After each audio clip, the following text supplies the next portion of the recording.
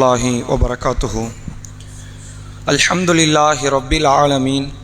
Wassalatu wassalamu ala rasulillahi wa alihi wa sahbihi ajma'in.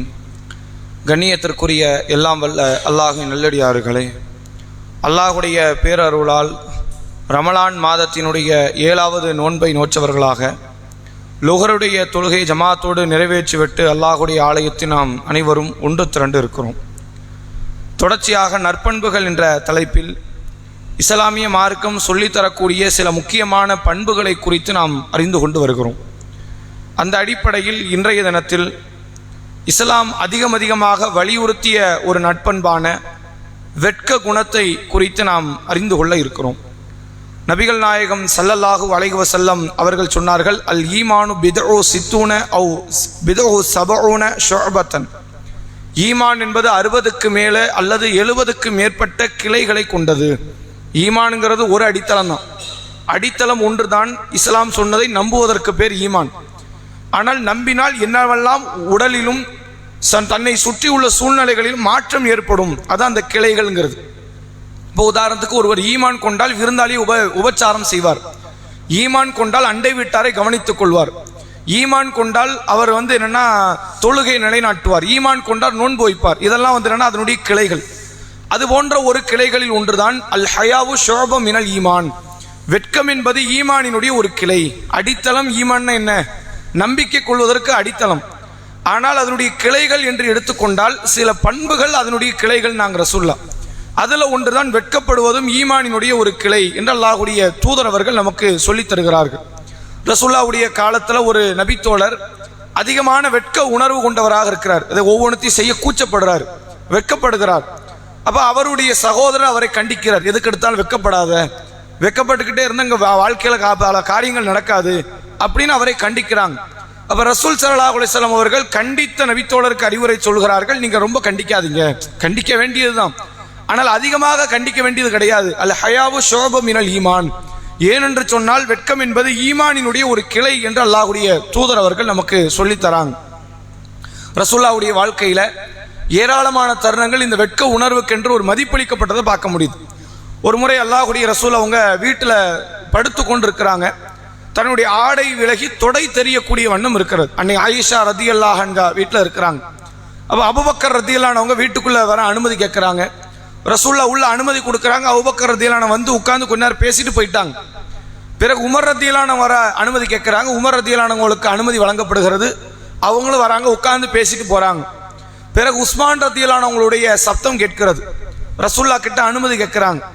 ரசூல் ஸல்லல்லாஹு அலைஹி வஸல்லம் அவங்க அனுமதி கொடுக்கறதுக்கு முன்னாடி எழுந்து உட்கார்ந்து தனது ஆடையை சரி செய்து விட்டு அனுமதி கொடுக்குறாங்க. உஸ்மான் ரதியல்லாஹு வராங்க, பேசுறாங்க, போறாங்க. ஆயிஷா நாயகி இதையெல்லாம் நோட்டம் விட்டுட்டு சொல்றாங்க, அல்லாஹ்வுடைய சோதரி அபூபக்கர் வந்தாங்க, எங்க வாப்பா வந்தாங்க, உமர் வந்தாங்க. அப்பவெல்லாம் எழுந்து சரி செய்யாத உங்களுடைய ஆடையை உஸ்மானுக்கு செய்றீங்க. நியாயப்படி பார்த்தா இந்த 2 பேரும் ரசூலுல்லாஹ்வுடைய வயதுக்கு ஒத்த வயது.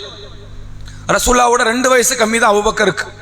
ரசூலுல்லாஹ்வுடைய 12 வயது கம்மி யாருக்குன்னா உமர் ரதியல்லாஹு அன்ஹுவுக்கு. ஆனால் உஸ்மானுக்கு அதை விடலாம் ரொம்ப குறைவான ஒரு வயது. இந்த 2 பேரும் மாமனார் முதல்ல வந்தது, அடுத்து வருவது மருமகன். அப்ப நீங்க ஏன் இவர் விஷயத்துல நீங்க உங்களுடைய உடையை நீங்கள் சரி செய்து கொண்டீர்கள் அப்படின்னு கேட்கிறாங்க. அப்ப ரசூல் ஸல்லல்லாஹு அலைஹி வஸல்லம் அவர்கள் சொன்னார்கள், வானவர்கள் யாரை பார்த்து வெட்கப்படுகிறார்களோ அவர்களை பார்த்து நானும் வெட்கப்படுறேன். ஏனென்றால் உஸ்மான் ரதியல்லாஹு அன்ஹு அதிக வெட்க உணர்வு கொண்டவராக இருந்தார்கள் அப்படின்னு சொல்லி ரசூல் அதை ஆர்வம் ஊட்டி பேசுறாங்க. அது ஒரு நல்ல காரியம், அப்படிதான் இருக்கணும் அப்படின்னு சொல்றாங்க.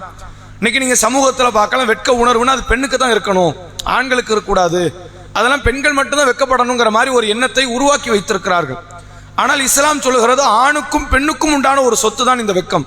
நீங்க வெட்கப்படலை அப்படின்னா, வெட்க உணர்வு நம்மகிட்ட இல்லை அப்படின்னா ஈமான்ல ஒரு சின்ன பலகீனம் இருக்கு, ஒரு குறைபாடு இருக்கு. இதனால ஈமானே இல்லைன்னு மார்க்கம் சொல்லல, ஈமானினுடைய ஒரு கிளையை நம்ம உடைச்சிட்டோம், அது இல்லை என்ற அளவிற்கு மார்க்கம் சொல்கிறது. அதே போன்று சஹி புகாரியில் பதிவு செய்யப்பட்டிருக்கிற நபிமொழி, எந்த இறை தூதராக இருந்தாலும் அவங்க மார்க்கத்தை எப்படி பிரச்சாரம் செய்வாங்க அப்படிங்கிறதுக்கு ரசூலுல்லாஹ் ஒரு உதாரணம் சொல்றாங்க.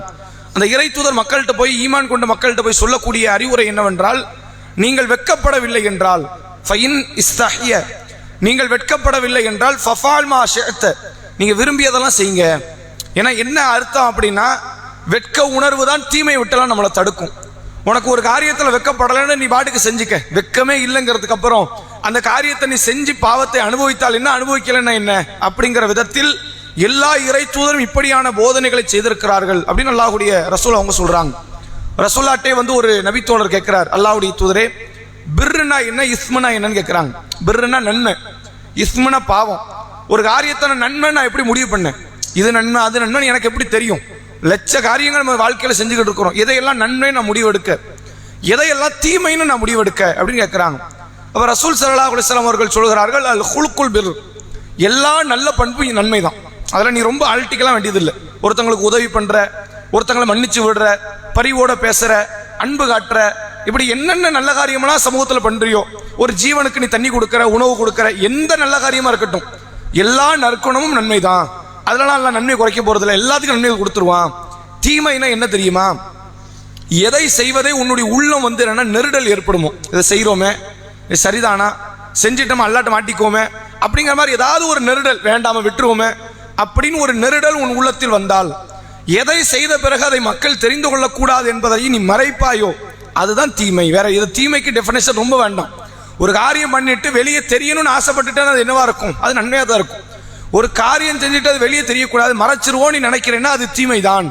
ஒரு காரியம் உனது உள்ளத்தை உறுத்துகிறது என்றால் அது தீமை தான் என்று அல்லாஹ்வுடைய தூதர் அவர்கள் சொல்கிறார்கள். அப்ப இப்ப கூட எதை சொல்றாங்க, வெட்க உணர்வோடு அதை நீ மறைக்க பார்ப்ப ஒரு காரியத்தை. அப்ப இந்த உணர்வு இல்லைங்கிற ஒரு இடத்துக்கு வந்துட்டாங்க. இன்னைக்கு சமூகத்தில் அப்படி ஆயிட்டாங்க. இன்னைக்கு உள்ள மனித குலம் எப்படின்னா, தான் ஒரு ஓரணி சேர்க்கையாளன் என்பதை பகிரங்கப்படுத்தி பேரணி வைக்கக்கூடிய நிலைக்கு மனித குலம் வந்துருச்சு. தான் ஒரு விபச்சாரம் செய்யக்கூடியவன் தான், இப்படித்தான் நடப்பேன் அப்படிங்கிறத பகிரங்கப்படுத்தக்கூடிய ஒரு நடம் வந்துருச்சு. இன்னும் என்னன்னா, அந்த விபச்சாரத்திற்கு வந்து என்ன அனுமதி கொடுத்து பல நாடுகளில் அதுக்கு அனுமதி, பல மாநிலங்களில் இந்தியாவில் அனுமதி என்ற நிலைக்கு வந்து என்ன சமூகம் மாறிவிட்டது. இப்போ வெட்க உணர்வே இல்லாத ஒரு காலத்தை அடைந்து கொண்டிருக்கிறோம். இதனுடைய விளைவு எவ்வளவு மோசமா இருக்கும் அப்படின்னா, மார்க்கம் தடை விதித்த அனைத்தையுமே பகிரங்கப்படுத்தி செய்யக்கூடிய ஒரு காலம் வரும். ரசூல் ஸல்லல்லாஹு அலைஹி வஸல்லம் அவங்களுடைய பண்பை பற்றி நபி தோழியர், குறிப்பாக ரசூலுல்லாஹ்வுடைய மனைவிமார்கள் சொல்றாங்க, நபி அவர்கள் அதிக வெட்க குணம் கொண்டவர்கள். எந்த அளவுக்கு என்றால், திரைக்கு பின்னால் இருக்கிற ஒரு கன்னிப்பெண் எப்படி வெட்கப்படுவா, அப்படி வெட்கப்படுற பண்பு ரசூலாட்டியும் உண்டு. இப்போ கன்னிப்பெண்ணை நீங்க பாத்தீங்கன்னா, மாப்பிள்ளை உனக்கு பிடிச்சிருக்குதான்னு கேட்டால் சொல்ல மாட்டான், அவளுக்கு பிடிச்சிருக்கும், ஆனா அவ பதில் சொல்ல மாட்டான். எப்படி அந்த அளவிற்கு வெட்க குணம் ரசூலா கிட்ட இருக்கும். ரசூலாவிடத்தில் வெட்க உணர்வு ரொம்ப மிகுதியாக இருக்கும் என்பதை பார்க்க முடிகிறது. அதுக்கு ஒரு சின்ன உதாரணத்தை சொல்லி இந்த உரையை நான் நிறைவு செய்கிறேன். ரசூலாவுடைய வெட்க குணத்தை பாருங்க. ஒரு முறை ரசூல் ஸல்லல்லாஹு அலைஹி வஸல்லம் அவங்கள்ட்ட எப்போதுமே பிரத்யேகமா இருந்தது ஒரே ஒரு ஆடை தான், ஒரு போர்வை தான் ரசூல்லா வளமையா வச்சிருக்கிறாங்க. அதை மட்டும்தான் துவைச்சி ரசூல்லா வந்து வாழ்நாள் முழுக்க அந்த ஒரு ஆடை தான். ஒரு சில நேரத்தில் ஏதாவது ஒரு ஆடை வேண்டுமானால் கூடுதலாக இருந்திருக்கலாம், பெரும்பாலான ஆடை ஒரு ஆடை தான். அப்படி இருக்கும் பொழுது நபிகளார் காலத்தில் இருந்த இந்த தையல் தொழிலை செய்யக்கூடிய ஒரு சஹாபிய பெண்மணி, ரசூல்லாவுக்கு ஒரு ட்ரெஸ் வாங்கி போடுவோம் கொடுப்போம் அப்படின்னு சொல்லி ஒரு ட்ரெஸ் தச்சு ரசூலாட்ட கொண்டு வந்து கொடுக்குறாங்க. ரசூல்லா அன்பளிப்புன்னு கொடுத்தா வாங்கிக்குவாங்க, சதக்கான்னு கொடுத்தா ஒரு காலத்தில் வாங்க மாட்டாங்க, இது அன்பளிப்பு. அவர் ரசூல்லா மறுபடியும் வீட்டுக்குள்ள போறாங்க, பழைய ஆடையை கழட்டி வச்சு புது ஆடையை போட்டுட்டு வராங்க. சஹாபாக்களுக்கு ரொம்ப சந்தோஷம், நல்லா அருமையா இருக்கு இந்த ஆடை. சஹாபாக்கள் குறிப்பாக சொல்கிறார்கள், அல்லாஹ்வுடைய தூதரை, இதையெல்லாம் நீங்க பெருநாள் தினத்துல போட்டுக்கலாம், யாராவது வெளியூர்ல இருந்து சில முக்கிய பிரமுகர்கள் உங்களை பார்க்க வந்தாங்கன்னா அப்ப நீங்க போட்டுக்கலாம் அப்படின்னு சொல்லிக்கிட்டு இருக்கிறாங்க.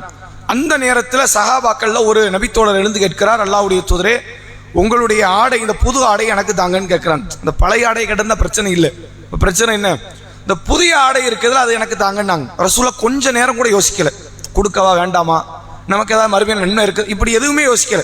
சொன்ன உடனே வீட்டுக்குள்ள போறாங்க, புதிய ஆடையை கழட்டி பழைய ஆடையை போட்டுக்கிறாங்க.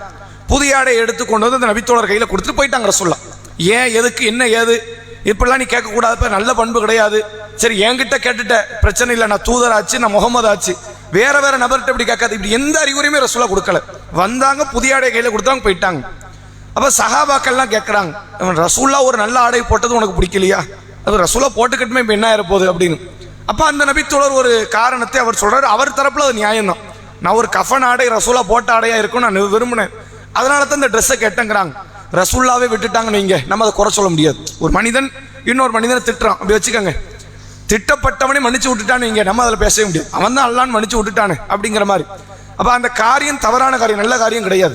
இப்ப வாங்க, அந்த நபித்தோடு செஞ்ச காரியம் நல்ல காரியமா, நல்ல காரியம் கிடையாது. நபியே விட்டுட்டாங்க, அதனால தப்பு கிடையாது. புரியுதா உங்களுக்கு? இப்ப இந்த இடத்துல நபியினுடைய வெட்க குணத்தை பாருங்க.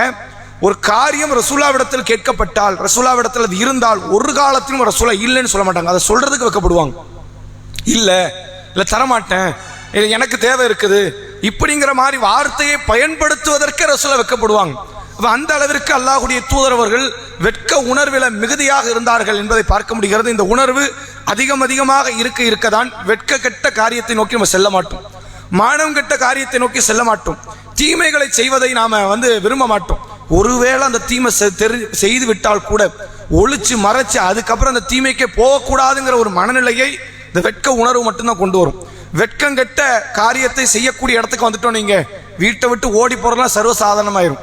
எல்லா அசிங்க கெட்ட காரியத்தை செய்யக்கூடிய ஒரு சூழ்நிலை வரும். அதனால் இது பெண் பிள்ளைகளுக்கும் ஆண் பிள்ளைகளுக்கும் போதிக்கப்பட வேண்டிய ஒரு அடிப்படை பண்பு என்பதை புரிந்து கொள்வோம். இன்ஷா அல்லாஹ் நாளைய தினத்துல வெட்கப்படக்கூடாதுன்னு சொன்ன இடமும் இஸ்லாம் சொல்லியிருக்கு. இதெல்லாம் பற்றாதீங்க, வெட்கப்படக்கூடாது அப்படின்னு. அது என்னங்கிறத நாளைய தினத்தில் நம்ம தெரிந்து கொள்வோம். வாஹிரு தஅவானா அல்ஹம்துலில்லாஹி ரப்பில் ஆலமீன்.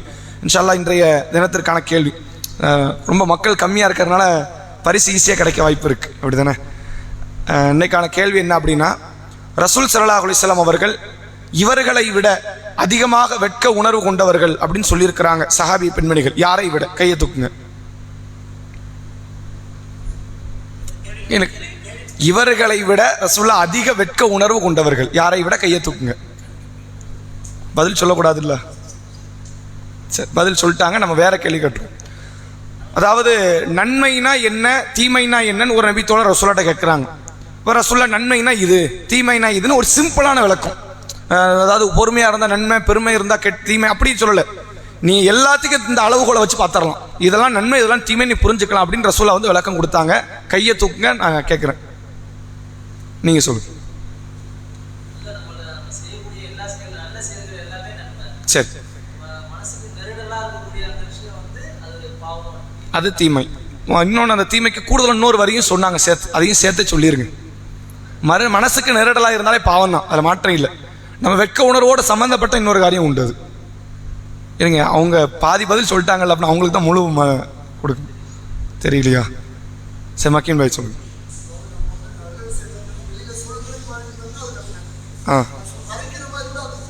சரி, போதுமான போது. அதாவது எதை மக்கள் தெரிந்து கொள்வதை மறைப்போமோ ஒழிப்போமோ அது தீமை அப்படின்னு ரசூலா சொன்னாங்க. ஆனால் ஒரு முழுமையான பதிலுங்கிற அடிப்படையில் அமீர் பாய் பேரை நோட் பண்ணிக்குவோம். சுப்ஹானக்கல்லாஹும்ம வபிஹம்திக.